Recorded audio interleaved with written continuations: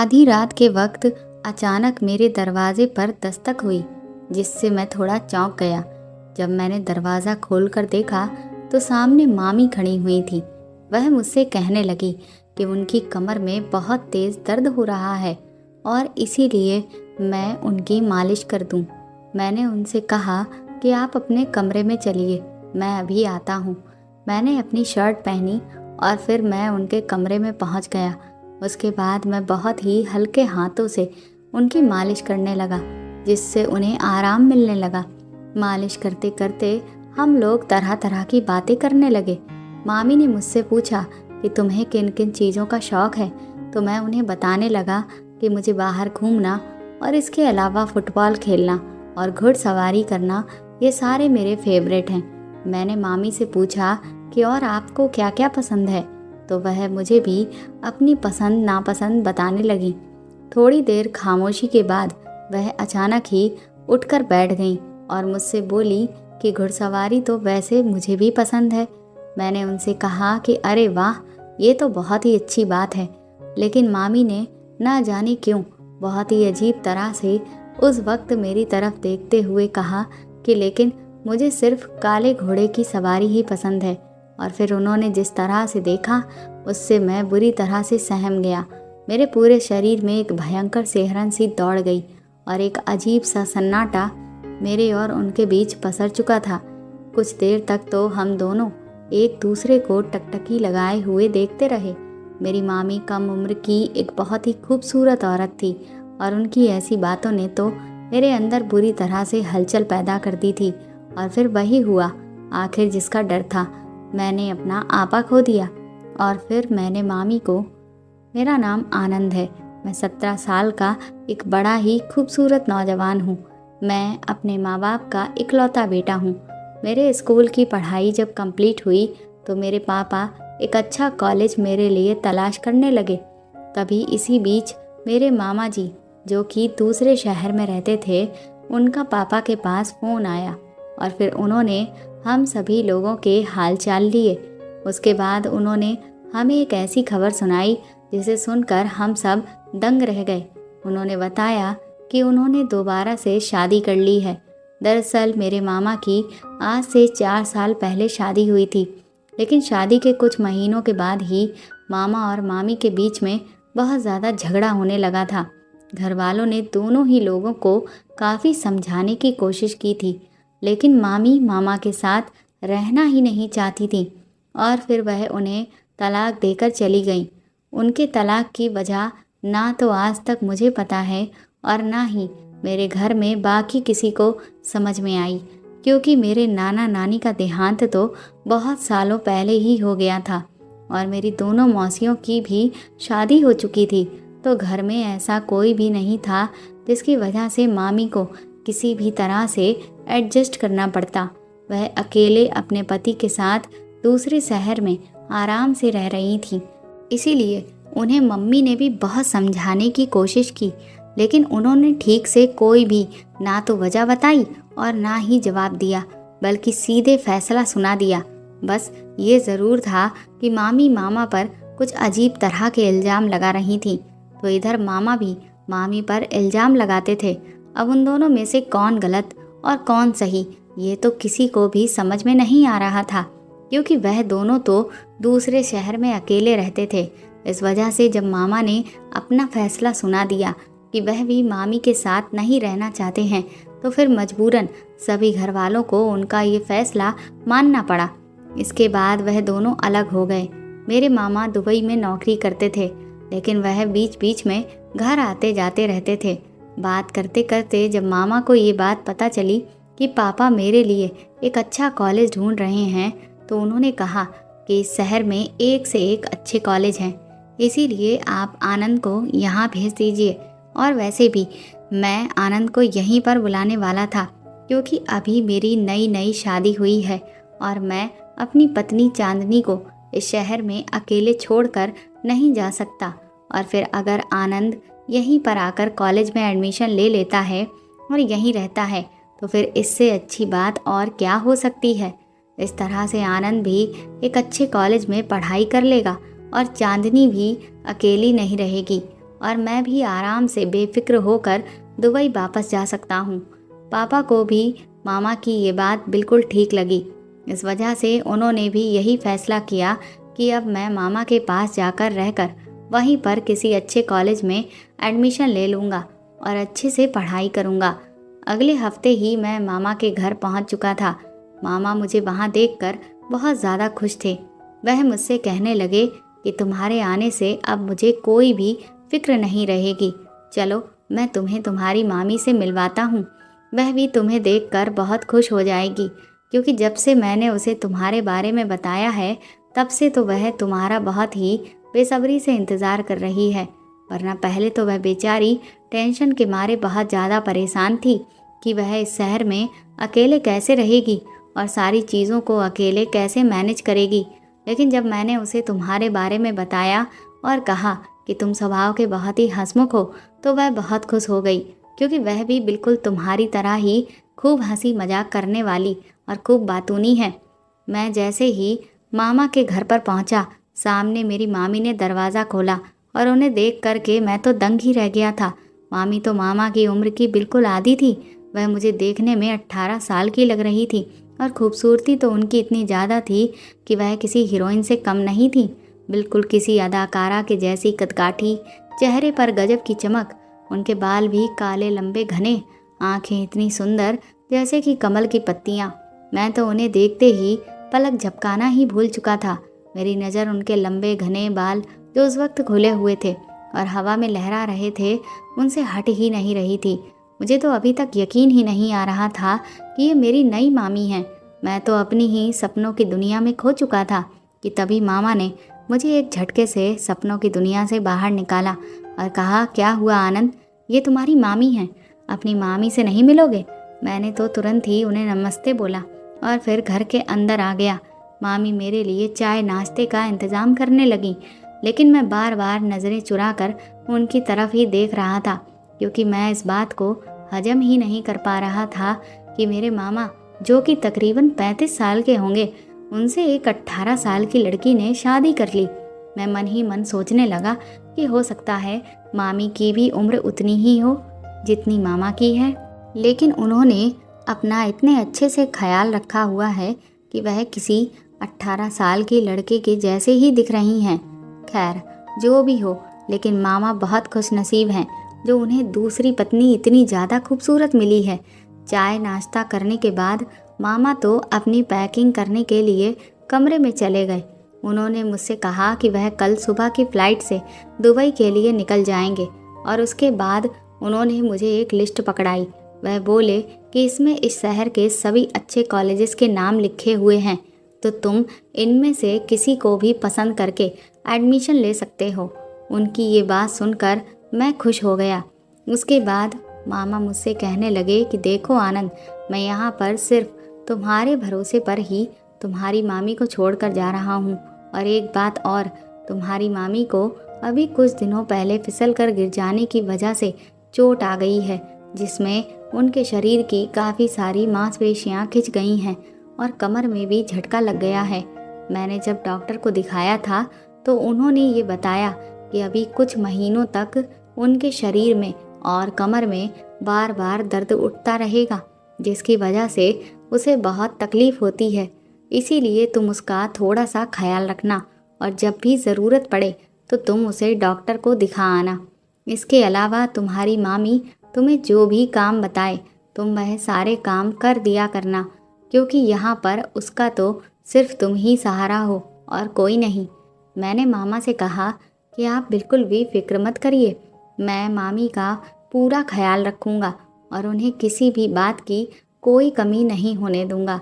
इसके बाद अगली सुबह मामा दुबई के लिए निकल गए और मैं और मामी बिल्कुल ही अकेले उस घर में रह गए।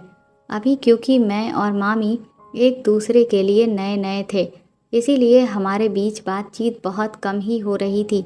मैं भी उसी दिन उस कॉलेज में पहुंच गया जहां पर मुझे एडमिशन लेना था और मैंने वहां जाकर दाखिला ले लिया।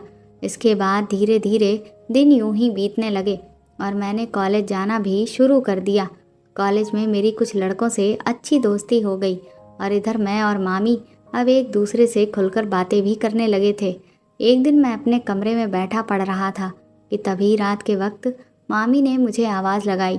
मैं तुरंत ही भागकर किचन की तरफ गया तो मैं ये देखकर दंग रह गया कि मामी ने उस वक्त एक बहुत ही खूबसूरत गाउन पहन रखा था।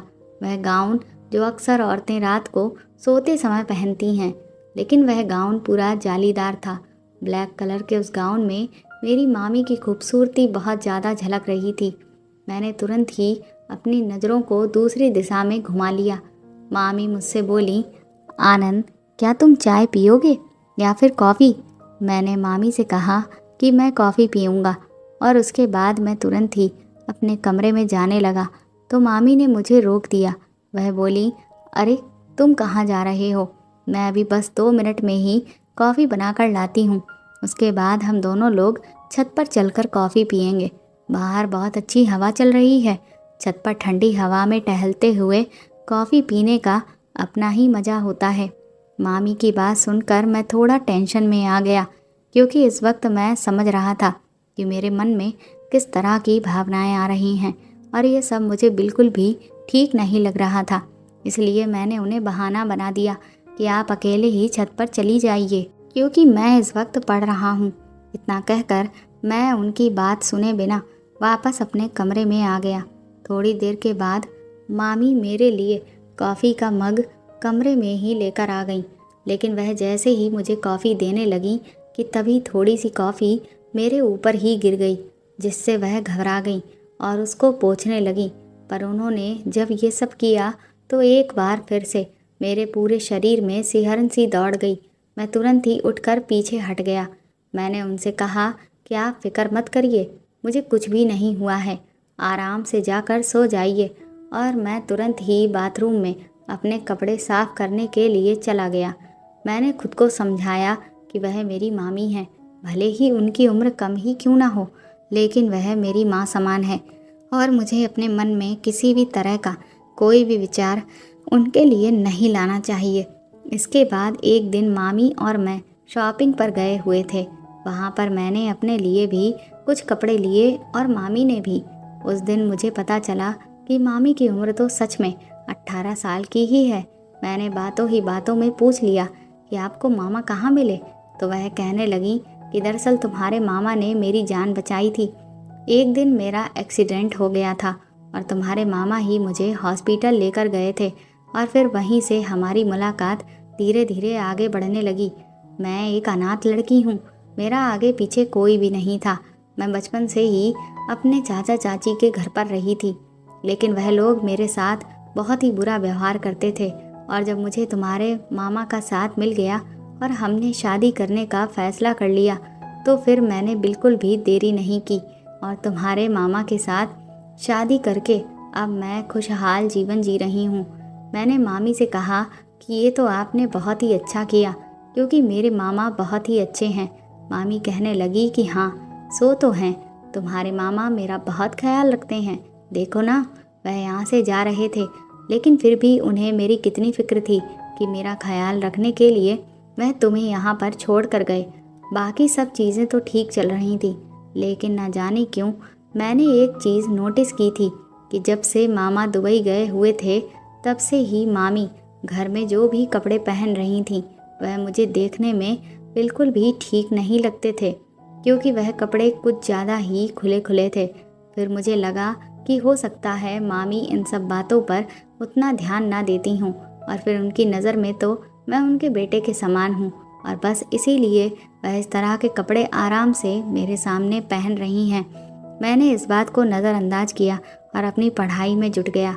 इधर मेरे कॉलेज में वाइवा शुरू हो गए थे, जिसमें मुझे अपने दोस्त के साथ प्रोजेक्ट तैयार करने को दिया गया था, जिसकी वजह से मेरे दोस्त ने ये डिसाइड किया कि वह मेरे घर पर आकर प्रोजेक्ट्स को तैयार करेगा, क्योंकि उसका परिवार बड़ा था और वह अपने घर में प्रोजेक्ट्स को आराम से तैयार भी नहीं कर सकता था, क्योंकि उसके घर में 2-3 बच्चे थे, जिसकी वजह से उसके घर में बहुत ज़्यादा शोर होता रहता था और मेरे घर पर तो सिर्फ मामी ही थी और कोई छोटा बच्चा भी नहीं था जो हमें डिस्टर्ब करता। इसी वजह से मेरा दोस्त लकी प्रोजेक्ट के सिलसिले में हर रोज़ कॉलेज के बाद मेरे साथ घर आने लगा और फिर धीरे धीरे उसकी भी मामी से दोस्ती हो गई। मामी भी हमारे प्रोजेक्ट में हमारी मदद करने लगी थी। मुझे मामी का स्वभाव बहुत अच्छा लगता था। मेरा दोस्त जब भी घर आता तो मामी उसके लिए बहुत अच्छा अच्छा नाश्ता बनाकर तैयार करती, जिससे वह मामी की बहुत तारीफ़ करता कि तुम्हारी मामी तो कहीं से भी तुम्हारे साथ या मेरे साथ भेदभाव वाला व्यवहार नहीं करती हैं, बल्कि अब तो ऐसा लगता है कि वह तुम्हारी मामी नहीं बल्कि हमारे कॉलेज की ही कोई दोस्त हो।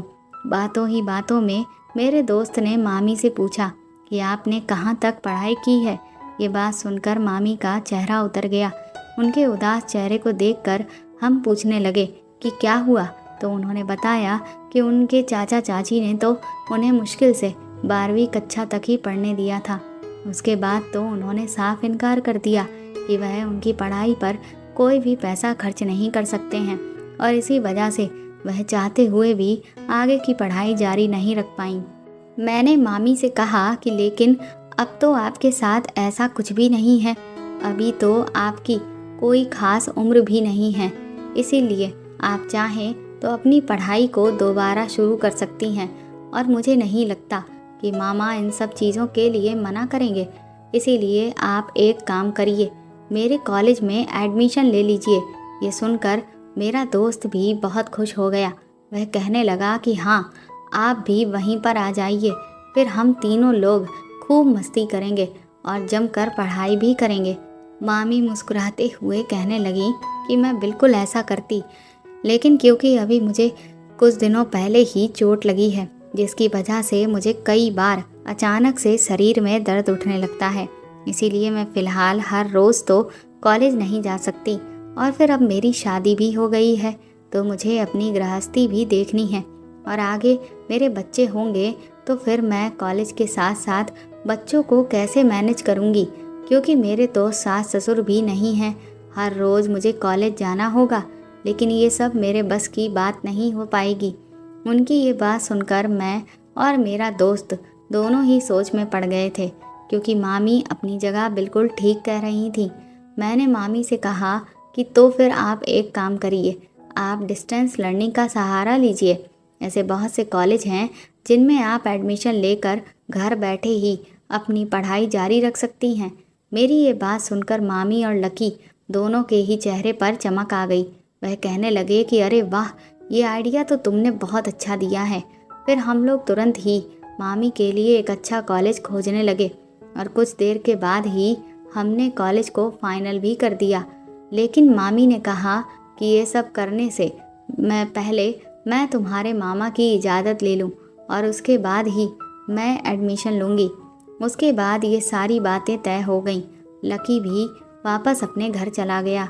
शाम को मामी ने मामा से पूछा तो मामा ने भी खुशी खुशी हाँ कह दिया। मामी पढ़ाई को लेकर बहुत खुश थीं। फिर वह कहने लगी कि लेकिन आनंद, मुझे पढ़ाई छोड़े हुए थोड़ा समय हो गया है, तो इसीलिए मुझे घबराहट हो रही है कि मैं ये सब बिना कॉलेज जाए कैसे हैंडल करूँगी, क्योंकि कॉलेज जाती तो वहाँ तो मुझे प्रोफेसर पढ़ाते, अगर कोई चीज़ समझ नहीं आती तो वह मुझे समझाते, पर यहाँ घर बैठे मैं कैसे सारी चीज़ों को समझ पाऊँगी। मैंने मामी से कहा कि अरे बस इतनी सी बात है, आप इस सब की बिल्कुल भी फिक्र मत करिए, आपकी पढ़ाई में मैं आपकी मदद करूँगा। आपको जब भी किसी चीज़ में कुछ भी समझ में ना आए तो आप किसी भी वक्त मुझसे पूछ लीजिएगा। ये सुनकर मामी बहुत खुश हो गई, और फिर मामी ने एक कॉलेज में एडमिशन ले लिया और घर पर रहकर ही अपनी पढ़ाई शुरू कर दी। अब अक्सर मैं मामी की पढ़ाई में मदद कर देता था, और लकी भी। हम तीनों लोग कई बार बाहर घूमने के लिए साथ में चले जाते थे, कभी डिनर पर जाते तो कभी शॉपिंग मॉल में। हम तीनों के बीच बहुत अच्छी दोस्ती हो गई थी। एक रात मामी ने अचानक ही मेरे कमरे का दरवाज़ा खटखटाया। जब मैंने दरवाज़ा खोला तो वह मुझसे कहने लगी कि उनकी पीठ में बहुत तेज़ दर्द उठ रहा है, और डॉक्टर ने उन्हें ये तेल दिया है जिससे उनकी मालिश की जाती है। जब मामा थे तो वह उनकी इस तेल से अच्छे से मालिश कर दिया करते थे, लेकिन अब तो वह यहाँ पर है नहीं, और मामी का खुद से हाथ उनकी पीठ तक पहुँच नहीं पाता है, इसीलिए मैं उनकी इसमें मदद कर दूँ।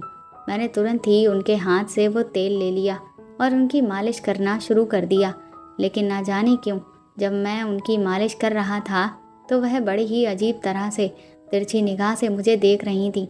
मैंने इसीलिए फटाफट से उनकी मालिश की और फिर बहाना बना दिया कि मुझे बहुत तेज़ नींद आ रही है, इसीलिए मैं सोने के लिए जा रहा हूँ। इतना कहकर मैं तुरंत ही उठकर वापस अपने कमरे में आ गया। धीरे धीरे अब मैं नोटिस कर रहा था कि मामी मुझसे अपना हर छोटा मोटा काम करवाती थी। जैसे कभी कहीं जा रही हों तो कभी अपना मंगलसूत्र मुझसे ही पीछे बांधने के लिए कहती, तो कभी मुझसे अपनी साड़ी का पल्लू बनवाती, तो कभी कुछ ऐसे वैसे काम। इन सब चीज़ों में वैसे कोई खराबी तो नहीं थी, क्योंकि अगर मैं वहाँ था तो उनकी मदद मैं कर सकता था। लेकिन वह मुझसे जो भी काम करवाती थी उस वक्त वह मेरे बहुत ज़्यादा करीब आने की भी कोशिश करती, और मुझे ये सब बहुत ही अजीब लग रहा था, क्योंकि वह मुझे एक अलग ही निगाह से देखा करती थी, जिससे मुझे बहुत घबराहट होने लगती थी और उन पर शक होने लगा था कि कहीं मामी के मन में कुछ और ही तो नहीं चल रहा है। इस वजह से मैंने अब उनसे दूरी बनाना शुरू कर दिया था और मैं उनसे बहुत ही कम बात करने लगा था। वह अक्सर मुझसे ये भी कहती रहती थी कि मैं उन्हें मामी ना कहा करूं, बल्कि चांदनी कहकर ही बुलाया करूं। लेकिन मैंने उन्हें साफ मना कर दिया कि वह मेरी मामी हैं तो फिर मैं उन्हें मामी कहकर ही बुलाऊंगा। फिर एक रात बहुत तेज़ ज़ोर की बारिश हो रही थी, बाहर बिजली कड़क रही थी, और तभी एक बार फिर से मेरे दरवाजे पर बहुत ज़ोरदार दस्तक हुई। बाहर बहुत भयंकर तूफान आया हुआ था।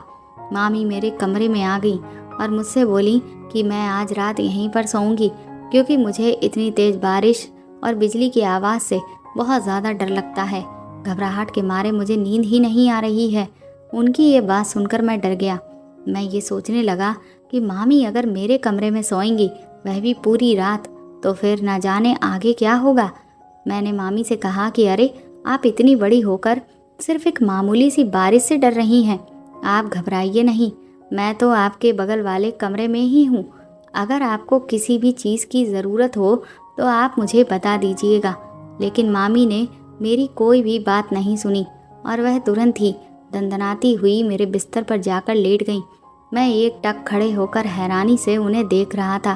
फिर वह मुझसे बोली कि अरे, तुम वहाँ क्यों खड़े हो, आओ तुम भी इधर ही बगल में लेट कर सो जाओ। उनकी इस बात ने मुझे बहुत ही ज़्यादा अजीब सा महसूस होने लगा था, और ऐसी उलझन भरी स्थिति बन चुकी थी कि उस वक्त मुझे कुछ भी समझ में नहीं आ रहा था कि मैं अब क्या करूं। मैंने उनसे कहा कि अभी तो मैं जाग गया हूं ना, तो इसीलिए मैं सोच रहा हूं कि क्यों ना मैं कुछ देर बैठकर पढ़ाई ही कर लूं। इसके बाद मैंने बहाना बनाने के लिए चुपचाप बैठकर पढ़ने का नाटक करने लगा और इस बात का इंतज़ार करने लगा कि मामी गहरी नींद में सो जाएं। और जब मुझे लगा कि वह अब सो चुकी हैं तो मैं धीरे से उठकर सोफे पर लेट गया। अगले दिन मामी ने सुबह उठकर मुझे इस बात की शिकायत की कि मैं सोफे पर लेटकर क्यों सो गया था, क्यों मैं उनकी वजह से इतना परेशान हुआ। वो मेरी बहुत ही ज़्यादा फिक्र जताने लगी थी कि उनके चक्कर में मैं तो ठीक से पूरी रात सो भी नहीं पाया होऊंगा। लेकिन मैंने उनसे कहा कि नहीं, ऐसा तो कुछ भी नहीं है। अब मैंने मामी से बातचीत करना और भी ज़्यादा कम कर दिया था। ज़्यादातर मैं अपनी पढ़ाई ही करता रहता था, जिसकी वजह से वह अब मुझसे शिकायत करने लगी थी कि क्या बात है आनंद, अब तुम पहले की तरह बिल्कुल भी नहीं रहे। अब तो तुम मुझसे ना तो ज़्यादा बात करते हो और ना ही मुझे कहीं घुमाने फिराने के लिए लेकर जाते हो। मैंने मामी से कहा कि दरअसल मेरे एग्ज़ाम्स आने वाले हैं और मुझे पढ़ना है, बस इसीलिए मैं आपके लिए इतना ज़्यादा समय नहीं निकाल पाऊँगा, मुझे माफ़ कर दीजिएगा। ये कहकर मैं वापस अपने कमरे में आ गया और दरवाज़ा भी अंदर से बंद कर लिया।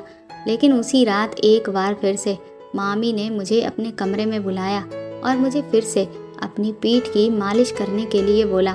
मैं जैसे ही उनकी मालिश करने लगा, उसके थोड़ी ही देर के बाद अचानक से मामी उठ कर के बैठ गईं और फिर मुझसे कहने लगी, आनंद, तुमने अभी तक मुझे अपनी हॉबीज़ के बारे में तो बताया ही नहीं। तो मैंने उनसे कहा कि दरअसल मुझे आउटडोर एक्टिविटीज़ बहुत ज़्यादा पसंद है, जैसे कि मुझे ट्रैवलिंग करना पसंद है, फुटबॉल खेलना पसंद है और घुड़सवारी करना भी। ये सारी चीज़ें मुझे बहुत पसंद हैं, क्योंकि उन्होंने मुझसे इस तरह का सवाल किया था। इसीलिए कैजुअली मैंने भी उनसे पूछ लिया कि और आपको क्या क्या पसंद है। तो वह मेरी तरफ अजीब तरीके से देखकर कहने लगी कि वैसे घुड़सवारी तो मुझे भी बहुत पसंद है। मैंने उनसे कहा कि अरे वाह, आपकी ये पसंद तो मुझसे मिलती है। फिर वह एकदम से मुझे देखते हुए कहने लगी कि लेकिन मुझे सिर्फ और सिर्फ काले घोड़े की सवारी ही पसंद है। और उनके चेहरे पर उस वक्त जो अजीब सी मुस्कान तैर गई, उससे तो मेरे पूरे शरीर में झंझनाहट दौड़ गई। मैं पसीने से तर होने लगा। मेरे और उनके बीच अजीब सा सन्नाटा पसर गया। वो अभी भी बार बार मुझे इशारे में कुछ समझाने की कोशिश करने लगी, जिसे मैं बहुत अच्छे से समझने भी लगा था। और तभी फिर मैंने अपना आपा खो दिया और मैं उन पर जोर से चिल्लाया कि आप मुझसे ये कैसी बातें कर रही हैं। मेरे ऐसा कहते ही मामी थोड़ा सा घबरा गई और कहने लगी कि आनंद, तुम शायद मुझे गलत समझ रहे हो। मैंने उनसे कहा कि मुझे नहीं लगता कि मैं आपको गलत समझ रहा हूँ। इतना कहकर मैं तुरंत ही उनके कमरे से बाहर निकल आया। मुझे इस वक्त बहुत तेज गुस्सा आ रहा था। मुझे समझ नहीं आ रहा था कि मामी ने मुझसे इस तरह की बात क्यों की और मुझे इस तरह से इशारा क्यों किया। अब मुझे मामी की हरकतें कुछ ठीक नहीं लग रही थीं। उस दिन के बाद से तो मैं मामी से और भी ज़्यादा बात करनी बंद कर दी थी। हालांकि उन्होंने मुझे मनाने की बहुत कोशिश की और मुझसे बार बार ये समझाने लगी कि वह ऐसी कोई भी बात नहीं कर रही थी जैसा मैं समझ रहा था। पर फिर भी मैंने उनसे झूठा दिखावा कर दिया कि ठीक है, मैंने उनकी बात मान ली है। एक दिन कॉलेज में अचानक ही मेरी थोड़ी तबीयत खराब हुई तो मैं जल्दी ही उस दिन घर वापस लौट आया। मैं ये देखकर दंग रह गया कि मामी के कमरे से मेरे दोस्त लकी के हंसने की आवाज़ें आ रही थीं।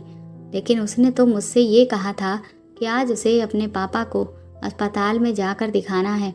लेकिन वह यहाँ पर अकेले मेरी मामी के साथ क्या कर रहा था?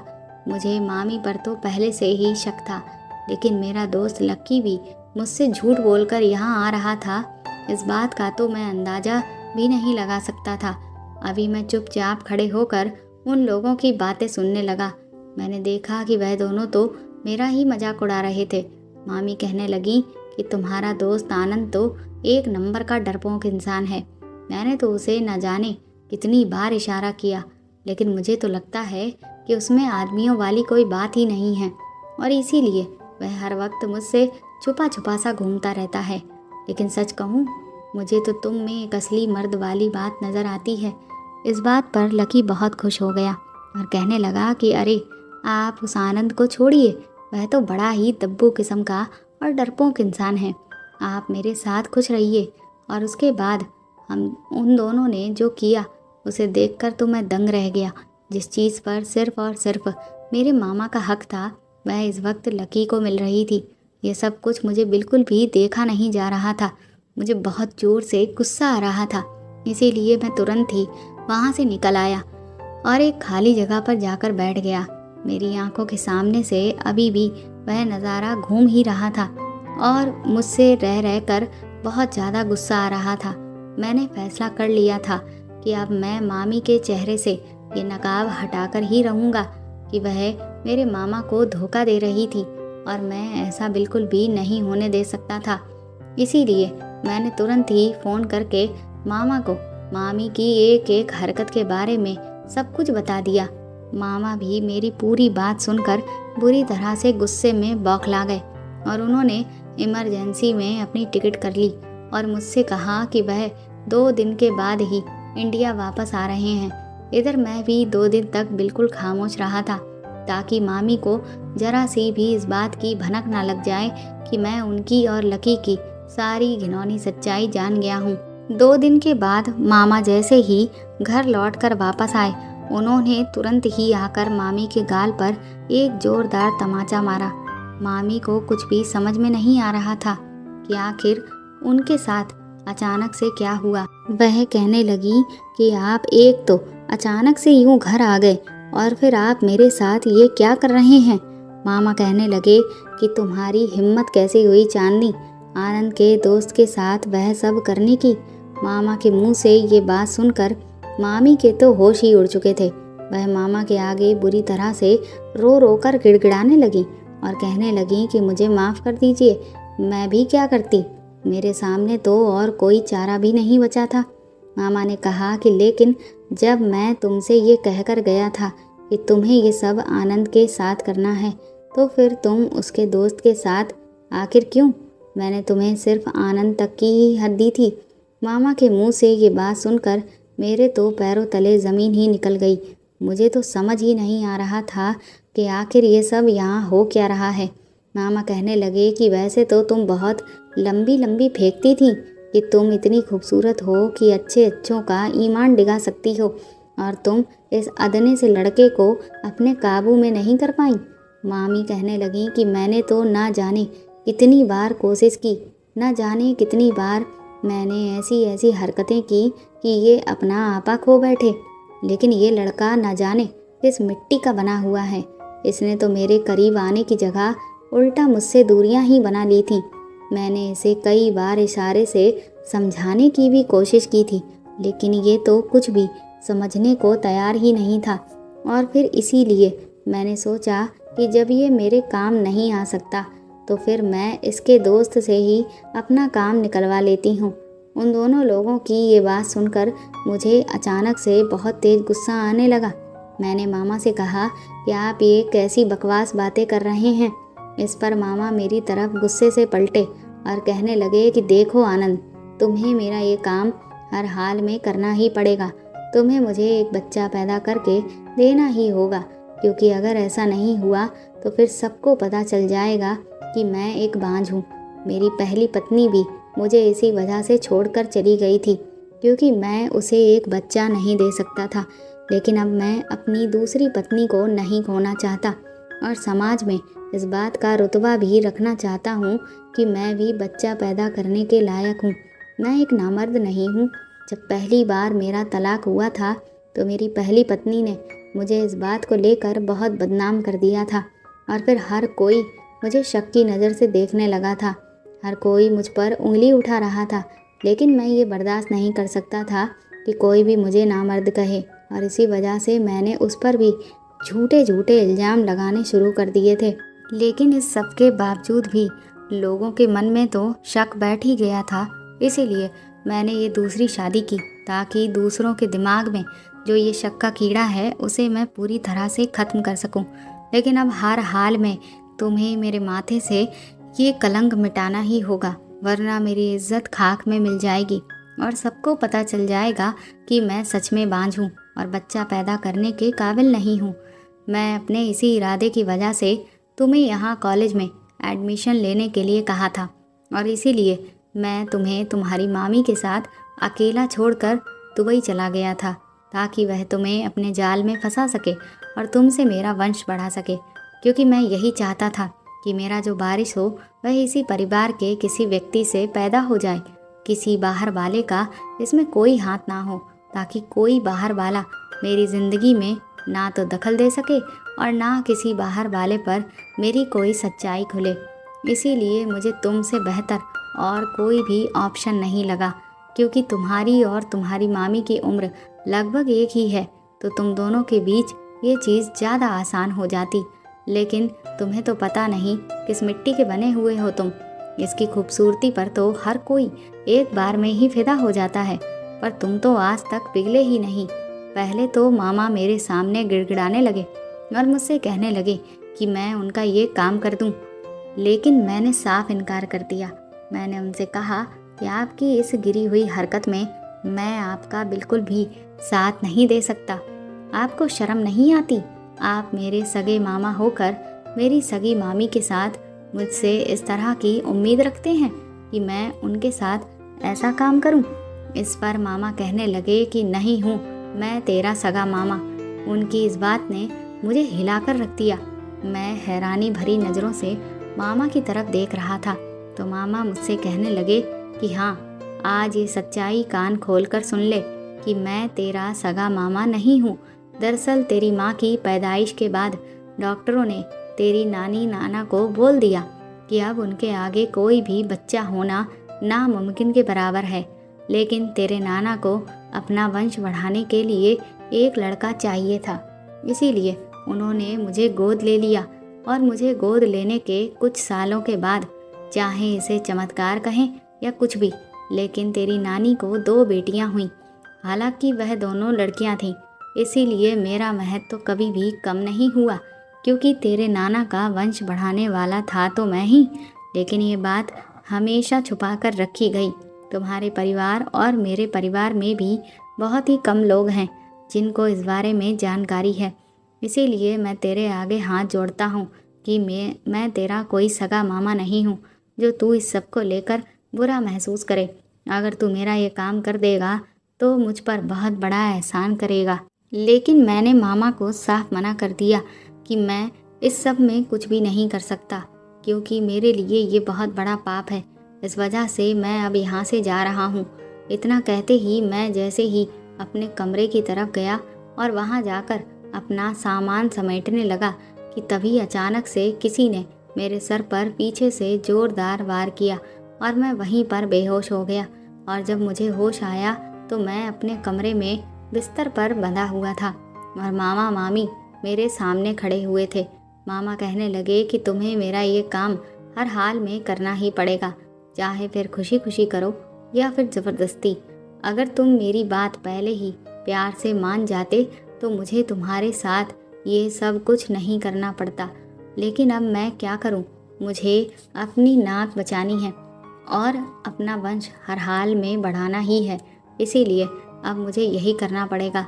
मामा ने मामी से कहा कि अगर इस मामले में अब कोई भी गलती हुई तो फिर मुझसे बुरा कोई भी नहीं होगा।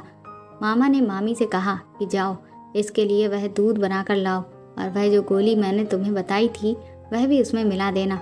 इतना कहकर मामा और मामी दोनों ही लोग कमरे से बाहर चले गए और मैं इधर बुरी तरह से परेशान हो रहा था। मुझे रोना आ रहा था कि ये मेरे साथ क्या हो गया। मेरे मामा मेरे साथ ऐसे कैसे कर सकते थे? सिर्फ अपनी इज्जत और समाज की नज़रों में उठने के लिए वह मेरा इस्तेमाल करना चाहते थे। उन्हें जरा सी भी शर्म नहीं आ रही थी ये सब कुछ करते हुए। मैं ये सब सोचकर बुरी तरह से रोने लगा और अपने हाथ पैर हिला हिला कर उस रस्सियों को खींचने लगा, लेकिन वह रस्सियाँ काफ़ी मजबूती से बंधी हुई थीं, जो खुलने का नाम ही नहीं ले रही थीं। कि तभी अचानक मेरे कमरे की खिड़की से मैंने लकी को मेरे कमरे में आते देखा। उसे अचानक कमरे में देख मैं दंग रह गया। उसने मुझसे चुप रहने का इशारा किया और मेरे हाथ पैरों को खोल दिया। मैंने तुरंत ही उस वक्त उसे गले से लगा लिया। हालांकि इस पल से पहले मैं उससे बहुत नफरत कर रहा था, लेकिन उस वक्त उसने मुझे बहुत बड़ी मुसीबत से बचाया था। फिर हम दोनों तुरंत ही खिड़की से कूदकर बाहर भाग गए। मैं उसके साथ एक पार्क में पहुंचा और वहां पहुंचकर मैंने चैन की सांस ली। लेकिन मैं हैरानी से लकी की तरफ देखते हुए कहा कि तुम आखिर मेरे कमरे की खिड़की से अचानक वहां कैसे आ गए? तब लकी ने बताया कि मैं तेरी मामी से मिलने के लिए आया हुआ था, लेकिन मुझे क्या पता था कि तेरे मामा घर वापस आ चुके थे। लेकिन मैं जैसे ही दरवाजे से वापस लौटने वाला था कि तभी तुम लोगों के बात करने की आवाज़ें मेरे कानों में पड़ी। तो मैं खड़े होकर वहीं पर सब कुछ सुनने लगा और जो भी कुछ वहाँ पर हुआ उसे देख अचानक मैं कि तेरे मामा तेरे साथ क्या करने की कोशिश कर रहे थे।